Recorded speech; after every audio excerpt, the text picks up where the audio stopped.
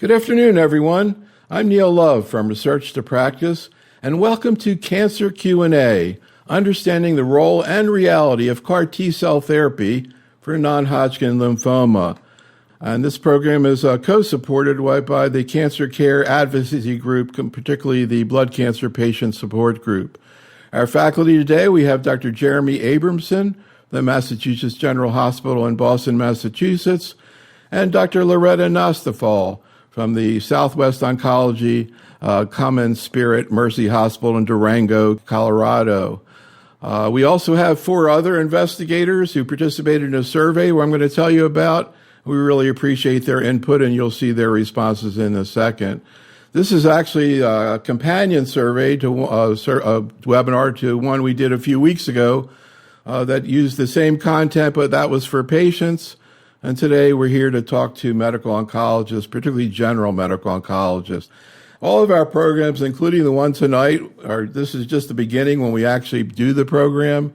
This is the distribution way we distribute the content, both in audio podcasting, streaming platforms, and many more. So this is just the beginning tonight.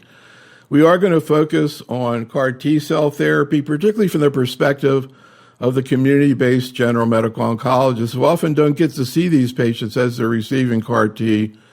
So we would like you to listen to a couple of people who've actually used this product about what happens clinically. As always, we will be talking about the use of non-FDA approved agents and regimens, so check out the package inserts for more. So what makes this a little bit different today is we're not using data slides today because we just want to query the investigators. But what we did is I met with 8 different people who received CAR T therapy. They were nice enough to sit down with me for about an hour.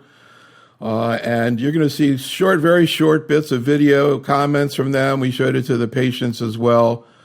These patients all received CAR T therapy and are in complete remission anywhere from 1 year to 8 years ago.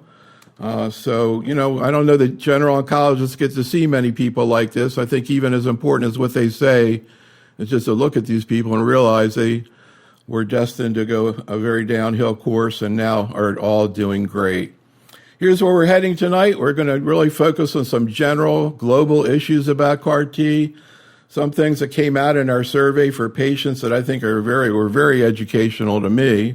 But we're going to just kind of start out and give you a little look of a couple of patients and their perception about CAR T therapy. Actually, I think both of these patients are Jeremy's. And the second patient, the man, is the patient who got CAR T in 2018. That's the last therapy he got for his treatment there. So here's a couple of viewpoints on CAR T from the patients. I like how my doctor, he said, if you're trying to explain it to someone and they're not quite understanding it, with no science background and no medical background, just say, we took out your T cells, which are part of your immune system. He said, tell them we made them bionic. And I thought that's a really simplistic way to get it across. And they grew them and put them back in, and it killed all the cancer cells, and voila. When I was presented with CAR T, I said, let's try this because nothing else was working at that time. I didn't think I would have survived were it not for CAR T. My, lymphoma was growing. Once I got the CAR T, I had no adverse reaction to the infusion itself. And you could see, this thing is really having a dent. The lymphoma is disappearing. And 3 months into it, it was looking like, it was all clearing up. I'm, so happy to be alive and recognize that, life is frail. It's fleeting.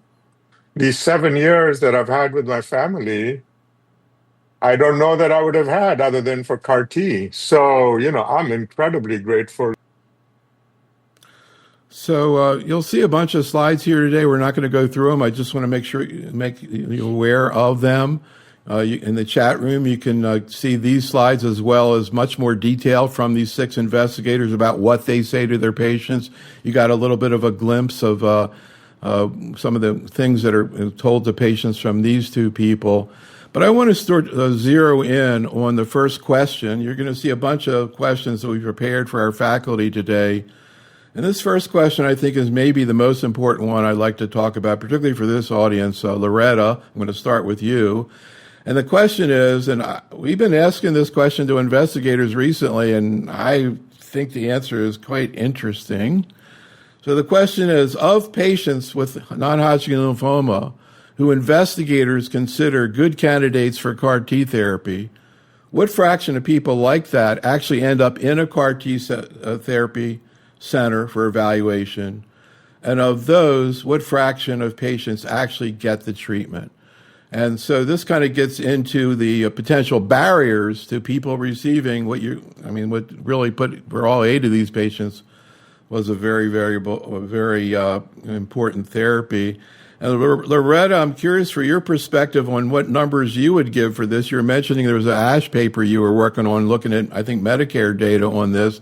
And also, maybe you can enlighten the audience a little bit about your very interesting job transfer. You were doing CAR T at MD Anderson until a year or so ago, and now you're in Durango, Colorado, seeing a very different picture of oncology.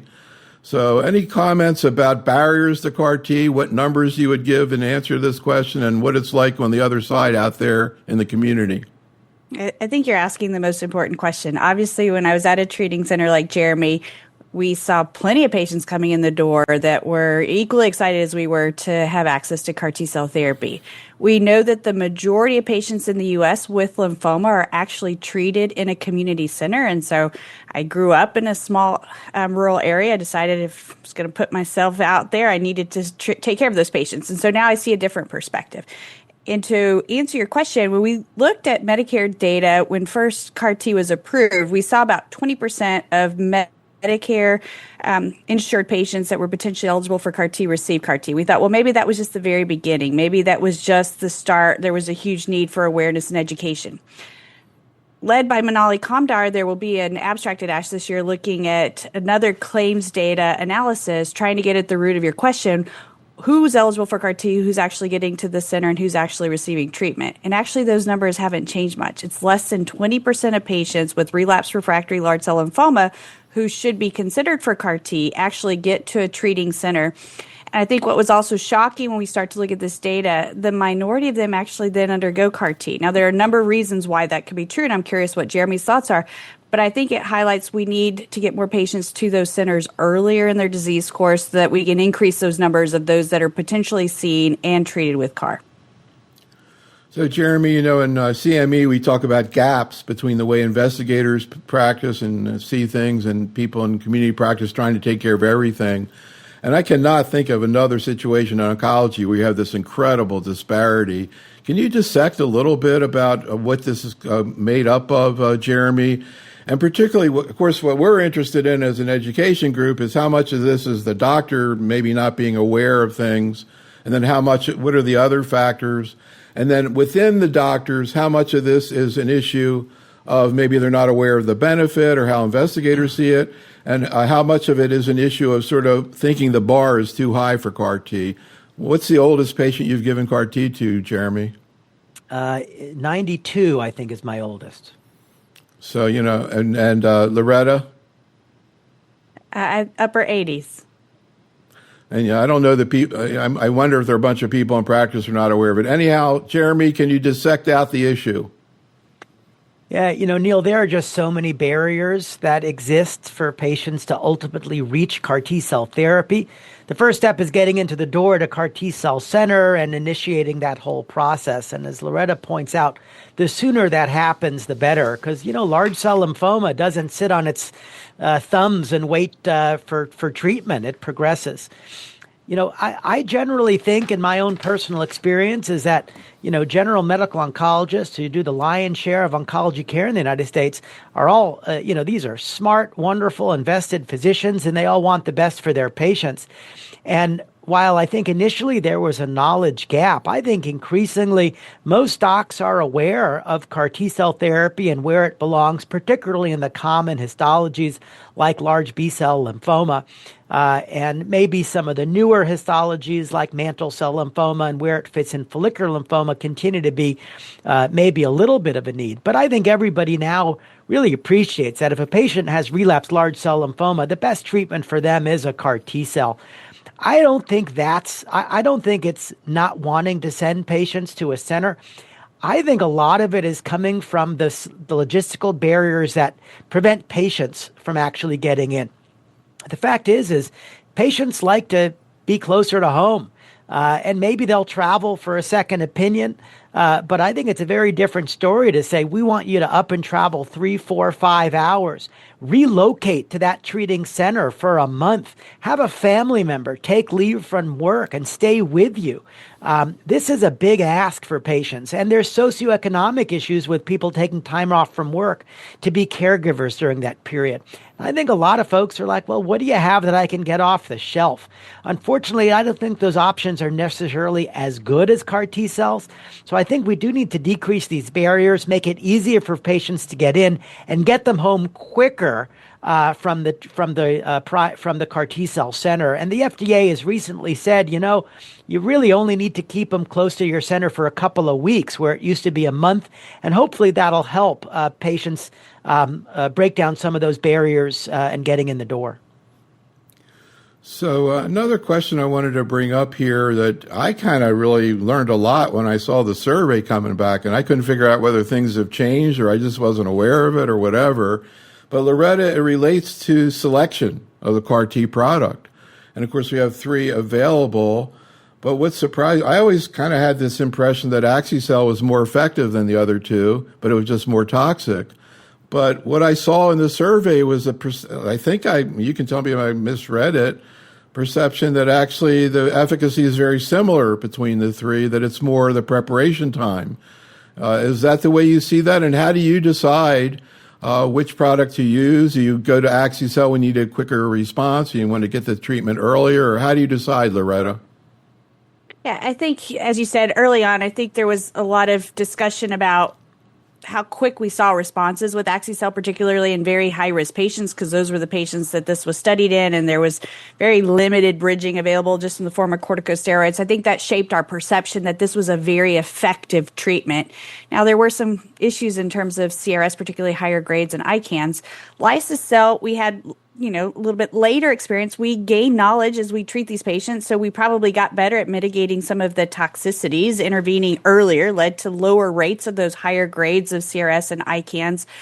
There has been an indirect comparison of the data, and I hate some of those types of analyses because it's really apples to oranges, but the best we can do when we don't have a head-to-head comparison, and what we've seen in the last year is the efficacy looks to be very comparable between Axi-cel and Liso-cel, but as I alluded to, a little bit more favorable toxicity profile with Liso-cel. So I think most are considering Liso-cel for those patients that in the past were a little worried about tolerability of CRS and ICANS. And most are still probably considering Axi-cel for those very aggressive tumors where you need that turnaround time to be short and highly successful. So again, we're just trying to throw out questions that we think docs want to know about. And we're kind of interspersing it. It's kind of like a tasting menu. We're going to go back and forth between the videos and your comments. But let's just bring in a couple other patients who also received CAR T therapy, and then we're going to get into sequencing of CAR T in diffuse large B-cell, follicular, and mantle cell. But just a couple more comments from patients. I had a very large tumor in my thymic area that was encroaching on my heart and both of my lungs. And I noticed really that I was sick because I am an opera singer. And I couldn't sing the phrases that I was used to singing. I needed to breathe way more. Once I got going on the actual process of CAR T, it was very exciting. I felt very privileged to do such a cool treatment. I was really, really excited about what this could mean for me. The constant question that I haven't wanted to ask because it is sort of fundamentally an incontrovertible but also kind of stupid question is, am I going to be okay? Do I get to the 5-year mark? Do I get to call myself cured? What are the rates of that? I think it's definitely much better than chemo, less, evasive in many ways, less destructive in many ways too. I thought CAR T out of everything was really the least evasive, the least painful, the least terrible. I thought it was an amazing drug, an amazing thing. Apparently you can have it again, and there are also different types of CAR T. I hadn't really heard about CAR T. I was excited to try something that would be very helpful. So we're going to, take some content and distill it down into a question and just talk about it rather than show you a million slides. So, Jeremy, very simple question. Where does CAR T fit into the sequence of diffuse large B-cell? How does it vary based on risk status and clinical history? And when these patients ask their general medical oncologist, am I going to be okay? What do we know specifically about CAR T in terms of PFS and also chance for cure? Yeah, so, we initially had approval for the CAR T-cell products in multiply relapsed refractory disease where they were receiving the CAR in the 3rd line or later setting. And those studies had a median of 3 prior lines of therapy. So most of them were actually 4th line and later. And in those patients, I would estimate a cure rate of close to 40%. And of course, those patients had no opportunity for curative intent therapy otherwise. So that really dramatically changed the field. I think more recently, CAR T cells have been studied as 2nd-line therapy. And today, I would argue that the vast majority of patients who relapse after frontline chemoimmunotherapy with DLBCL should get a CAR T cell. The only exception to that are the young, fit, late relapsers. If you've got a young, fit patient who relapses more than a year after frontline therapy, they're still the patient who's a candidate for high-dose therapy and stem cell transplant. But everybody else, anybody with primary refractory disease, anybody with relapse disease within 1 year, and any transplant-ineligible patient should receive CAR in 2nd line. And we know that the CARs actually work better in 2nd line than waiting to use it in a heavily relapsed refractory patient. And I'd estimate a cure rate of 2nd line CAR T cells, even in these high-risk patients, of just greater than 50%. So, Loretta, a question I'm going to ask for all 3 of these lymphomas is where do bispecifics fit in and what comes first? Of course, this has been out there now for a while, fortunately, bispecific or CAR T. What about in diffuse large B-cell, Loretta? In general, is CAR T going to come first? Are there situations where you would use a bispecific first? In a patient who's eligible for both. Sure. I would echo Jeremy's comments. Every patient who has relapsed large cell lymphoma, particularly not those young late relapses, which I think are becoming exceedingly rare, should be considered for CAR T first. And the reason I say that is we know that there are challenges with access. We know there are challenges with manufacturing and financial costs, which we'll probably get to. And so start that process as soon as you can. Now, we have seen some real-world data with bispecific antibodies. We have single agents approved in that 3rd line or later space. And when we've looked at that data, they respond comparably well to what we saw with the pivotal phase 2 studies. I would argue that the real-world data with CAR T maybe even outperformed what we had seen with some of the comparable single-arm phase 2 trials. So again, big push, consider patients for CAR T as soon as you have an indication. I think bispecifics offer some advantages in that they're potentially readily available. You do have to do a dose ramp up, and so you may not get to full dose till about 3 weeks in, but it is something that you can start right away. So I've had some scenarios recently where we've had patients undergo leukapheresis, and then we start that bispecific with chemo as a bridging strategy while I'm waiting for that CAR T to be manufactured. I anticipate bispecifics are going to move into early lines, so we will need to have more information about sequencing of treatment if bispecifics are used as early as front line or if they're used early 2nd line and then you're doing a CAR after. Again, right now, I don't think we have enough data to inform that question. All right, let's move on to follicular lymphoma. And again, Jeremy, where does CAR T fit in? And here, the bispecific question is even more interesting. I have to say that I kind of creeped up on me personally. I kind of also thought for a while CAR T really, I didn't see what the role was going to be in follicular. It's chronic, long-standing. We had the bispecifics. And then I started to look at the data, and the data looks good. And also, it's talking about one and done too, or hopefully one and done. Maybe they're not going to need continuous treatment. So, Jeremy, educate us about CAR T in 2025 with follicular lymphoma. Yeah, I tend to think CAR is underutilized in follicular lymphoma, though it is great to have multiple options and to personalize care to the patient. DLBCL, we have proven curability with CAR T cells with many years of follow-up. I think most of us think follicular lymphoma is a bit different. It's an indolent disease, even in the relapse refractory setting. We don't think of these therapies as likely to be curing patients, but they can induce very durable remissions. I'd say both CAR and bispecifics have been studied in third line or later. Both induce high rates of CR and both can be durable. In general, the rates of complete response and the progression-free survival are better for a CAR T cell than for the bispecific antibodies. However, bispecific antibodies are off the shelf. They're a little bit easier, though they do require some continual dosing. And there is a concern about late infections with bispecific antibodies that get dosed for between, as many, as 8.5 months to, or even continuously with a case of epcoritamab until progression or intolerance. So I talk to patients.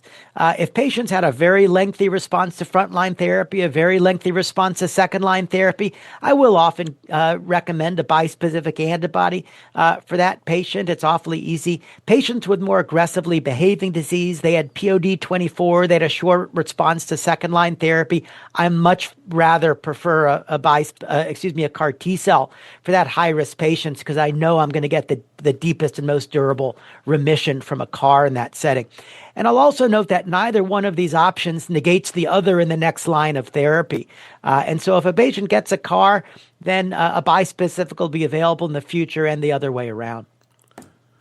So I'm curious for your thoughts on follicular, Loretta. I'm seeing there's a trial out there and they're comparing a bispecific to rituximab alone. It looks like bispecifics maybe, who knows, are going to become first-line therapy.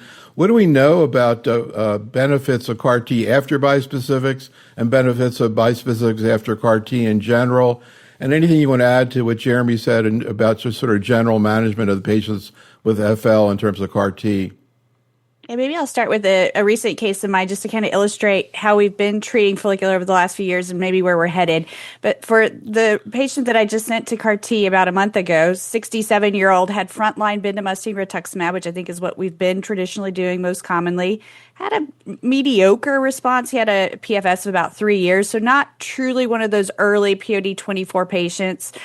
Had second-line R-CHOP because when he came to me, he had quite a bit of extranodal disease. It really looked and smelled a lot like transformed lymphoma, but I get a biopsy and it's still follicular.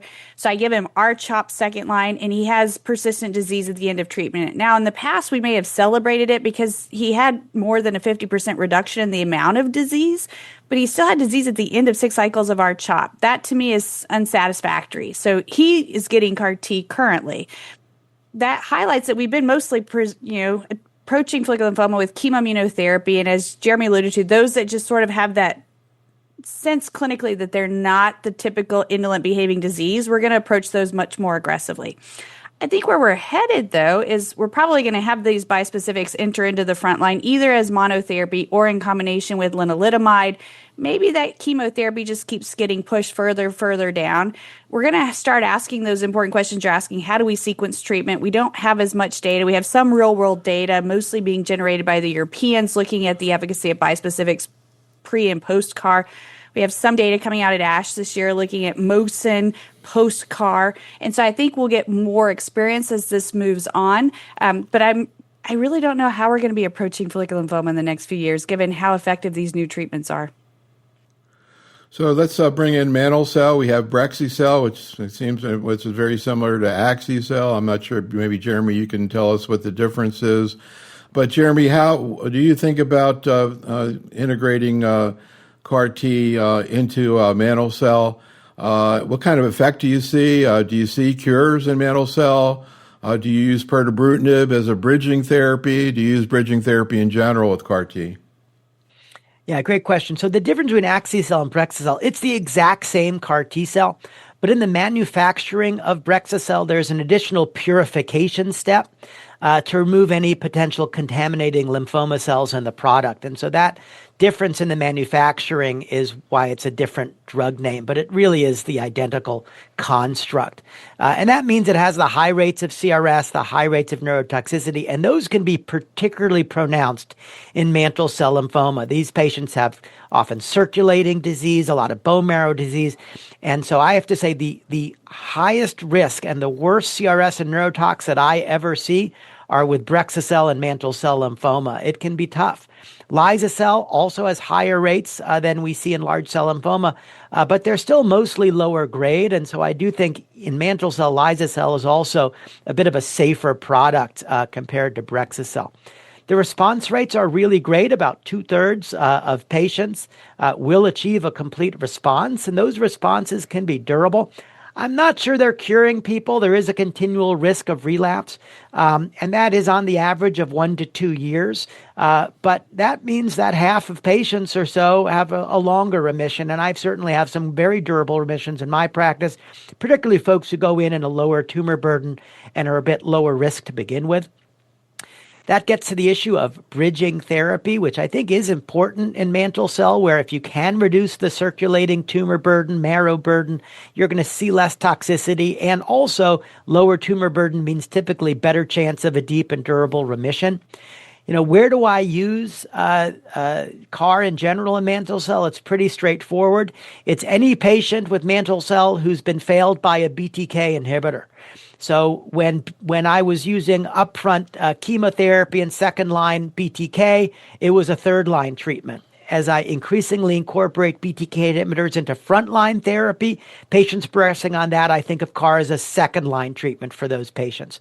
To cytoreduce, we do have options, but if for a patient progressing on a covalent BTK inhibitor, pirtobrutinib it can be a very effective strategy to try and reduce patients during the bridging period while their product is being manufactured.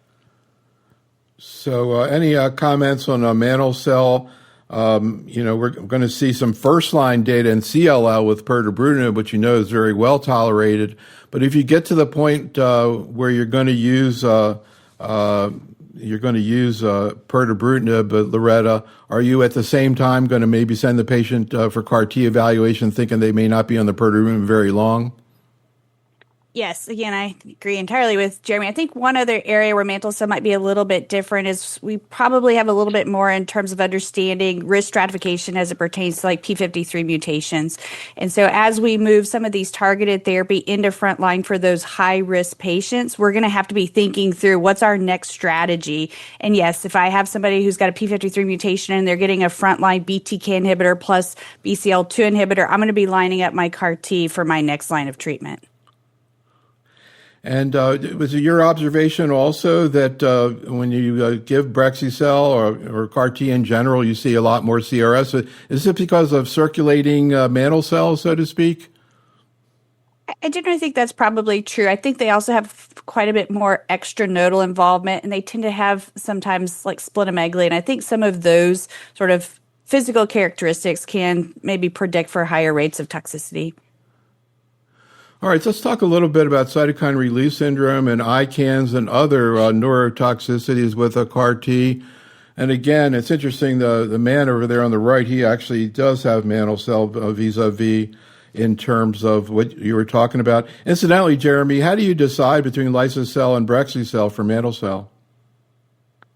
I think the toxicity profile is really what sways me. I tend to prefer liso-cell over Brexu-cell and mantle cell lymphoma because particularly the severity of neurotoxicity can be quite difficult in mantle cell lymphoma patients, and I find it's more manageable with liso-cell.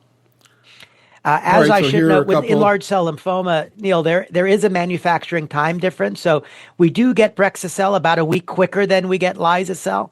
And so if it's a patient, this rapidly progressing P53 mutated patient, like Loretta's talking about, if every day counts, then that's when I reach for Brexu-cell. Got it. Okay, so let's just hear from a couple of patients in terms of their experiences. Day 2, I started spiking really high fevers. And of course, I was in the hospital, so they were able to be controlled. I really only just had one bad night for a couple of hours, but I guess I was classic textbook for the neurotox, big time. I lost 3 days. I don't even remember any of it. When did that start about? Day 4, that evening, I kind of started with the word retrieval, but I was completely aware of it. And then the next day, it was getting a little bit worse. I had it in my head. I just couldn't get it out. I guess it's probably what it's like to have a stroke and be aphasic. And then eventually it turned into just complete nonverbal. And then it's literally like I woke up from a dream. I woke up and it was completely gone. A week after the CAR T is when it all went away. How high were your fevers? Like 102, 103. They never went higher than 104. And you mentioned you had hand tremors. When did that start? That really actually started happening after the fevers. They make you write the sentence every morning. I could see my hand coordination to my eyes were a little bit off. Like I would try to write and the hand wouldn't move. But I would like to write very neatly. And I know it was shaking. It was all over the place. And how long did that last? That basically lasted, say, about a week, at the most. So, Loretta, any comments on the granularity? This is why we'd love to get some oncologists to actually visit a center and see what actually happens to these people. And they can ask after the fact, of course. But also a question I ask a lot. We see this done in myeloma. I'm not so sure about lymphoma, preemptive tocilizumab. Is that ever used? And any comments on the spectrum of what you see with cytokine release, Loretta? I think those cases illustrate exactly what my experience was. And I think sometimes that can be scary, both to patients and family members when they're being counseled about the potential options, because it's just so different from everything they've experienced that is very classic with chemotherapy-related toxicity. And I think the key aspects is generally fever is going to be the first thing they're going to experience. And that may be the only thing experienced. Or it may progress to those other things like low blood pressure, need for supplemental oxygen, and then the neurotoxicity can set in. But just like you heard, they usually start off with fever. If the neurotoxicity is going to set in, it's either going to set in as that fine tremor, that penmanship's going to start to deteriorate, and then you can see those patients searching for those words and getting increasingly frustrated over the fact that the brain's not working the way they expect. But in all those cases, as you heard, this reverses. And I think that's the most important thing for oncologists is, yes, these are scary toxicities, and yes, they're different from chemotherapy, but they're reversible. Now, as you mentioned, if we could prevent them altogether with things like prophylactic tocilizumab, an IL-6 blocking agent, then maybe that will open the door for even more patients, or at least minimize the focus of the treatment option around the toxicity that this portrays, because I do think it is absolutely reversible and time limited.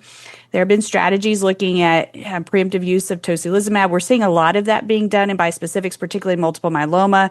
And I've heard discussions about why do you need to have guidelines for CRS management that are disease specific and therapy specific when you're going to be implementing these in centers that they might treat a whole variety of things. So it would just be easier if we had one sort of comprehensive guideline. And I think if that's how you practice, you're probably going to utilize things like tocilizumab prophylaxis.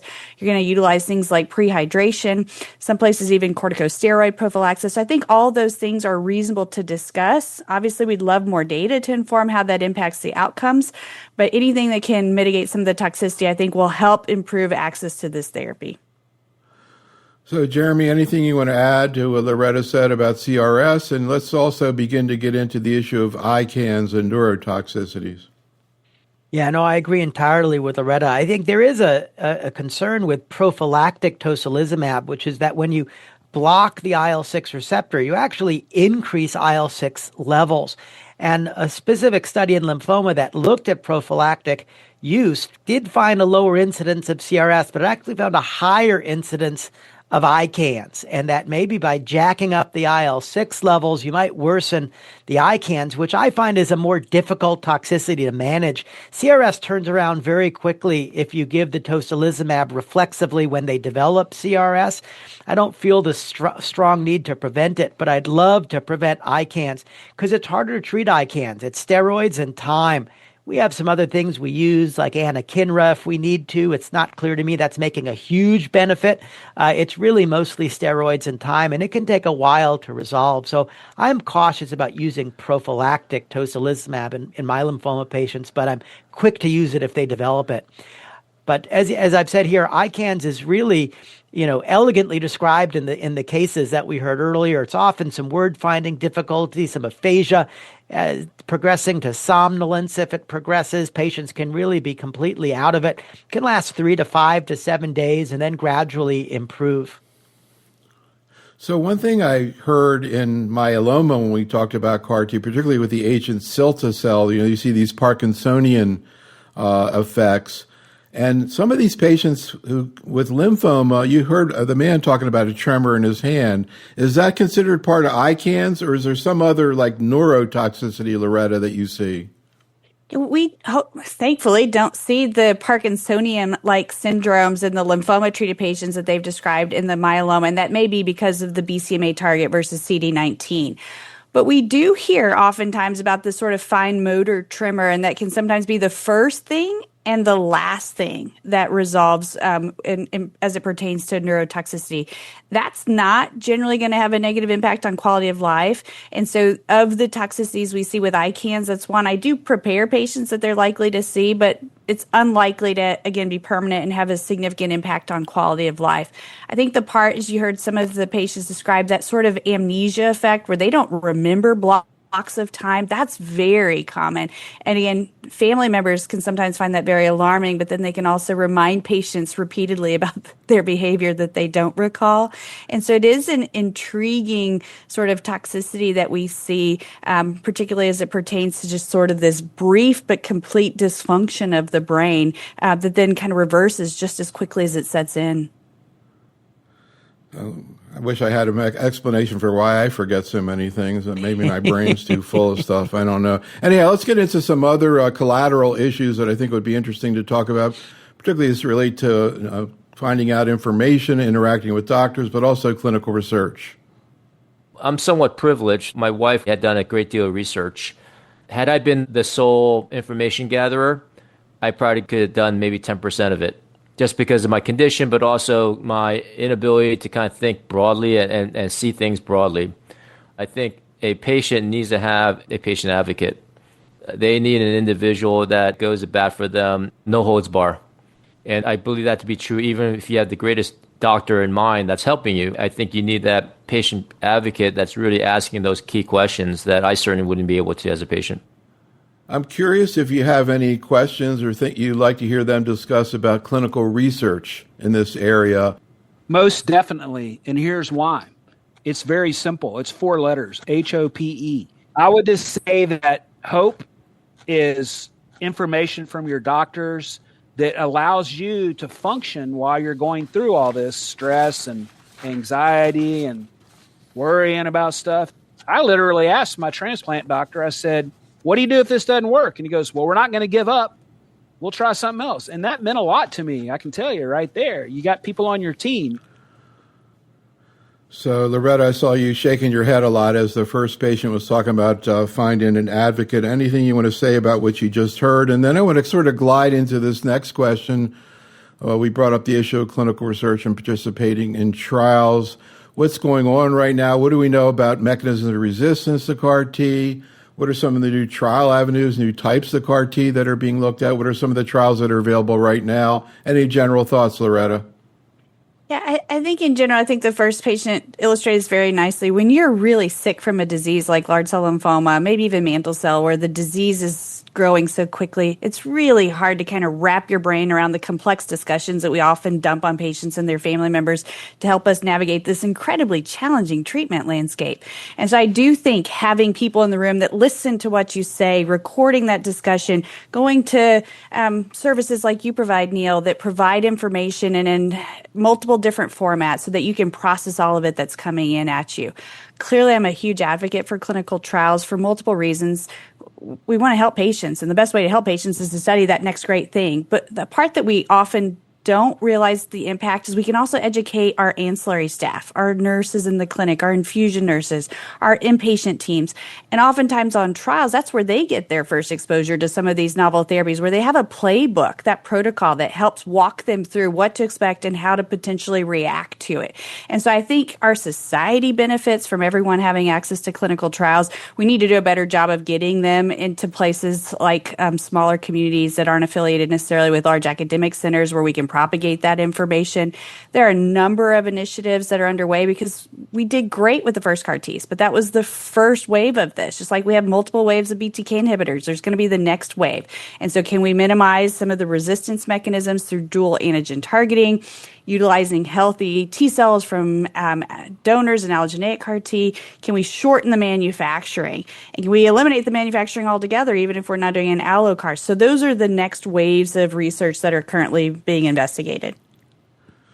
Jeremy, anything you want to add to that? And when you see a patient with disease relapse after CAR T, and of course maybe it's going to be different depending on the type of lymphoma, how often is this because the cells are no longer present, or is there some kind of like resistance biologically that you see in other types of targeted therapy, et cetera, that causes the clinical resistance?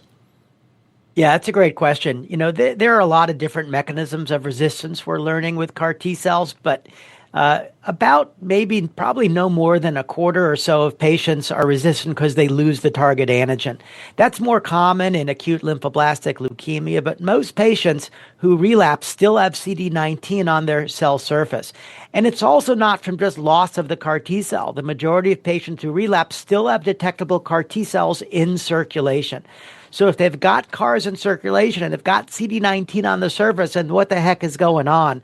And what it appears to be happening is there is immune evasion, that T cells, these CAR T cells, can get exhausted and they lose their ability to kill the cancer cells. And so a number of the mechanisms of new products are now seeking to overcome the development of CAR T cell exhaustion to maintain that immune attack.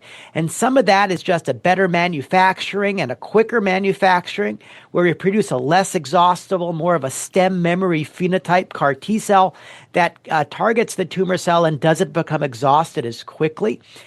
We are looking at a number of dual-targeted CARs to prevent antigen loss, even because that is still a mechanism in probably about a quarter of patients. And I think there's also a number of strategies that are possible to think about combinations with CARs and other therapeutics to, again, help maintain the immune strength of the CAR against the lymphoma cell.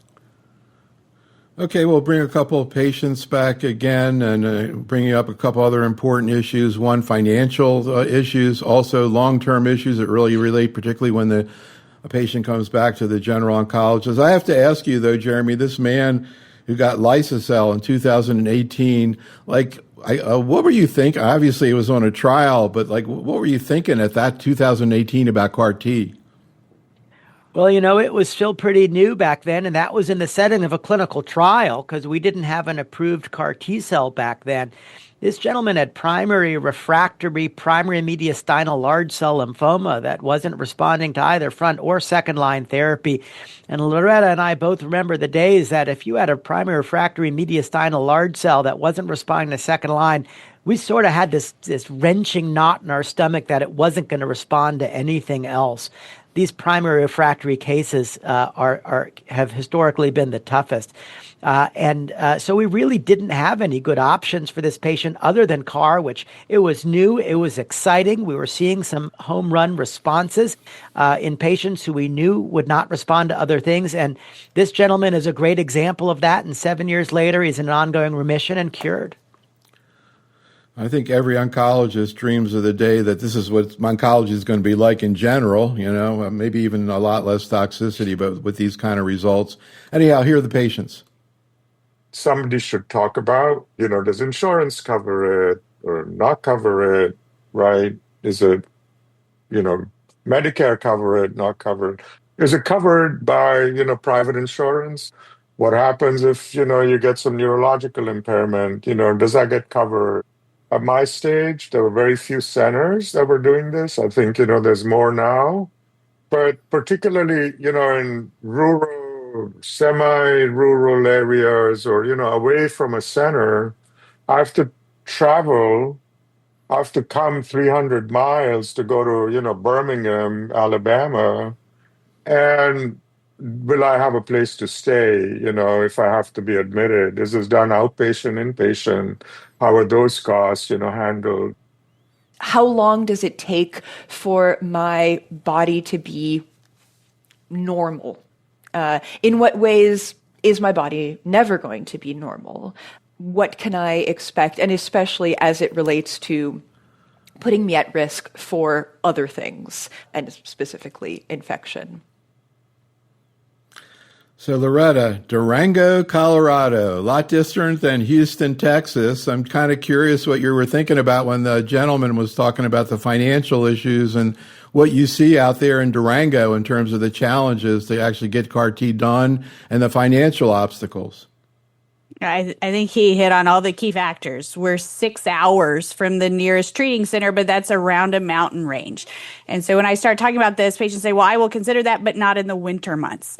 I will consider that if I have a caregiver that can go with me. I think we also minimize the fact that all of these patients generally have been giving up probably 6 to 9 months of their life because they just went through either induction therapy that's pretty intense, generally given every 3 weeks, a lot of toxicity, a lot of management of that. Caregivers are oftentimes also putting their lives on hold just to get them through that. Now we're talking about a process that's going to require them to travel to a center. There's going to be probably at least 3 trips for that first initial consultation, second trip for the leukapheresis, the third trip that they're going to have to then stay for an extended period of time. I think Jeremy hit on all of these aspects earlier. And so why put people through that headache? It's because we have a lot of confidence that that might be their last treatment. We don't have enough treatment centers in the U.S., and a lot of them are still aggregated close proximity to each other. If you look at a map of all the CAR-T centers, it's not equally distributed across the U.S. And so I'm in an area that's kind of a treatment desert. And so I do think we should be talking about how can we get these therapies to patients, but it has to be done safely. And then we don't talk about the financial cost to the centers as much as we probably should as well, because these therapies are costly, but building the infrastructure to deliver the therapy requires some investment. And lymphomas are rare. If you're talking to an oncologist, they may see one of these cases a year. Is that really going to be a worthwhile investment from that institution? So these are the challenges we face. Jeremy, anything you want to add to that? And also, can you talk a little bit about post-CAR-T management in the community, particularly the issue of infections, prophylactic antimicrobials, vaccinations, IVIG? What are some of the issues that come up? Yeah, I agree with everything Loretta said. I think one thing that we've learned, we've talked so much about CRS and ICANS and the cytopenias immediately following treatment that it's easy to overlook the long-term side effects. And I think we're seeing a light shown on that now, which is a wonderful thing. We have all these survivors that are now out, 6 months, 9 months, 12 months, 5 years, 7 years, a decade. And what we do see is that the number one cause of non-relapse mortality is infections. We do batter the immune system. Oftentimes these patients have had multiple types of chemotherapy even before CAR T cells, so they go into CAR with a battered immune system. Then we give them lymphodepleting chemotherapy, and then the process itself with CAR further immune suppresses. And so patients are often T-cell depleted. Their CD4 counts can be quite low and stay low for a very long time. They can be hypogammaglobulinemic, often in a sustained manner. The neutropenia typically is resolving within the first 30 days, and if not by 30 days, 60 days. But after that happens, we need to be checking immunoglobulin levels. If patients have low IgG levels and they're getting severe or recurrent infections, they should go on IVIG replacement. For patients, I keep my patients on antiviral and pneumocystis prophylaxis until I prove that their CD4 count has rebounded over 200. Because we can see that sometimes they never will. Sometimes these folks remain low forever, and I've seen very late cases of pneumocystis before we did laboratory-guided discontinuation. And then the other thing to be aware of are vaccines. The most common infections are actually respiratory viral infections.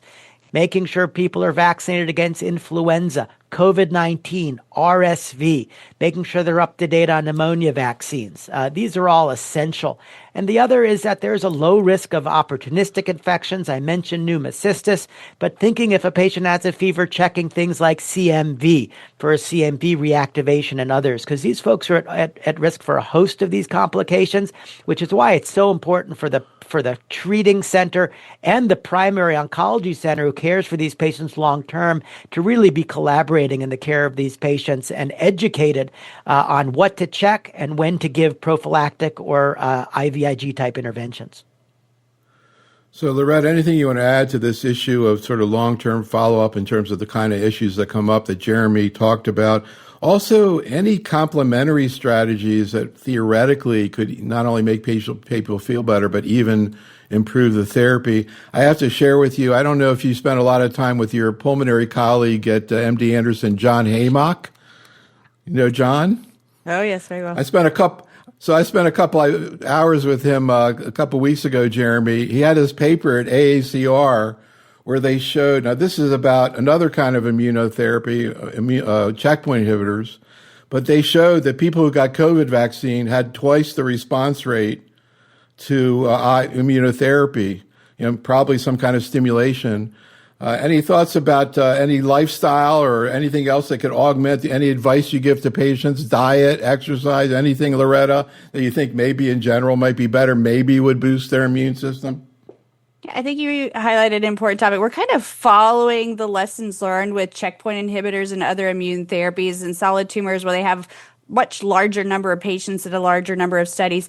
The microbiome is probably critically important, and those studies are underway. We just fall a little short of knowing exactly what the prescription should be, which probiotic, when to utilize it. Obviously, avoiding unnecessary antibiotics, I think, are important. Exercise, I think, is critically important. As you heard, one of the patients, she wanted to know when was she going to get back to normal and what was normal going to feel like. So I think you need exercise to help facilitate that. We're putting together a group of treating centers and some community oncologists now that the REMS program has been eliminated, and we anticipate patients are going to be returning back to their originating sites sooner. Maybe that will eliminate some of the barriers. But then there's a need for education, like Jeremy alluded to. What vaccines and when do you give them? What infections do you need to be mindful of? Do you need to give GCSF prophylaxis and timing of that? These are all things that treating centers have mastered because they've had years of experience of refining their protocols. But now we're putting this on the community oncologists and expecting them to have that years of knowledge built up. And so we need those guidelines. We need that sort of fostering a relationship between the treating center and the community oncologist so that we can continue to provide that knowledge so that patients can get back to normal lives sooner.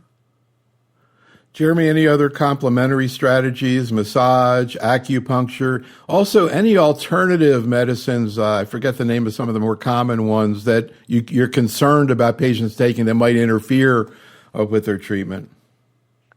Yeah, that's a great question. I think ivermectin. Ivermectin? Ivermectin, I would avoid that unless there's a bona fide indication for it. But I love your pitch for vaccinations. Patients should get vaccinated. I think the most important thing is exercise. We know that's true in CAR T cells. We know it's true across oncology. Patients who maintain their conditioning do better long term. I think, this is something that is personalized to the patient. Whatever patients sort of, approach their wellness in a lot of different ways. I encourage them to find what works for them. Sometimes it's yoga and meditation. Sometimes it's massage. Sometimes it's acupuncture. For things like deep massage and acupuncture, you want to make sure the platelets are good and you're not going to risk for bleeding. In terms of supplements, some things like high-dose vitamin E and ginkgo can increase the risk of bleeding. Those are things I try to avoid. But in general, I say what helps promote wellness for you? And it can be very personalized. And I think it's important to talk to patients about what works for them and how to incorporate that safely into their care, because I think all of this together can help foster the best outcomes. So this last video, actually, I saw 3 of the patients sort of responded to the question of what works for them, including does working work for them? So here are 3 patients. I'll be curious what Loretta thinks. I'm a meditator. I do yoga. I do Tai Chi. They were so fundamental to my ability to, go through the treatment, to understand what was happening to my body. So I think, very, very important, Dr. Love. When I come up against that 6-month visit to Johns Hopkins, I'll be honest, I get nervous again. Yeah, I don't want to say I live waiting for the shoe to drop, but I just get nervous until there's anxiousness till I get the results. Anything that you found over time that helps you with the nervousness? I'm Christian, so I really have relied on my faith. Would you like to give us a sample of your singing? Sure. Go for it. Let's see. Que fis-tu, blanche tourterelle, danser de vautour?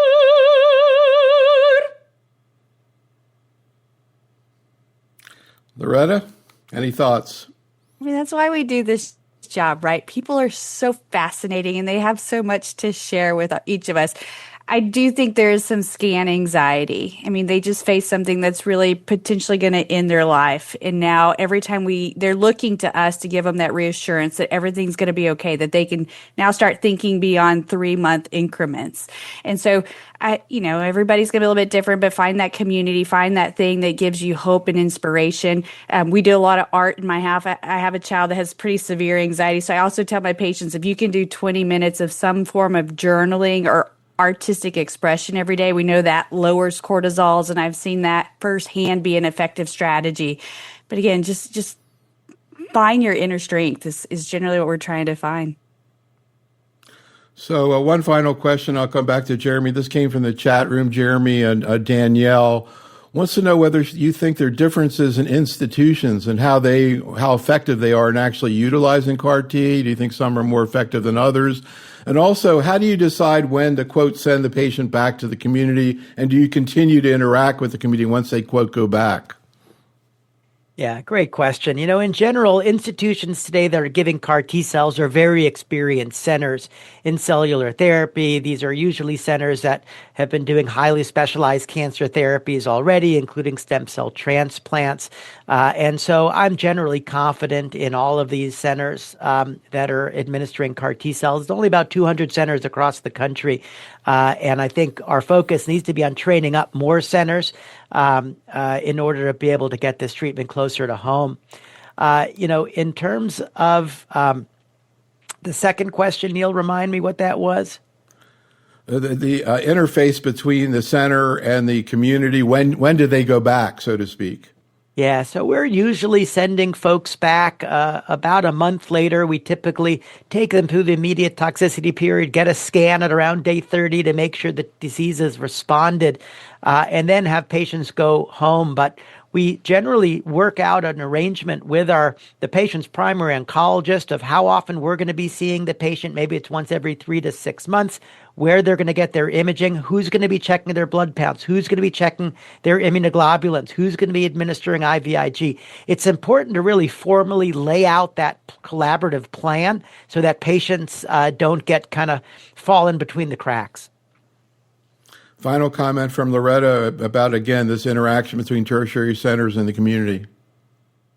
I think for this to be successful, we have to have an open dialogue. We have to have open conversation. As Jeremy said, if you can relieve that anxiety and what the expectations are, I think that will help.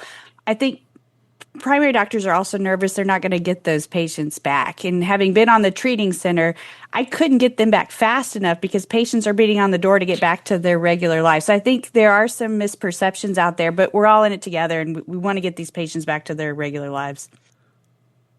So I'm grateful to you, Loretta and Jeremy, for working with us tonight. Particularly grateful to the 8 patients who sat down with me for this program and also for the patient program. Audience, thank you for attending. Be safe, stay well, and have a great night. Thanks so much, Loretta. Thanks, Jeremy. Have a great one. Thank you. Thank you.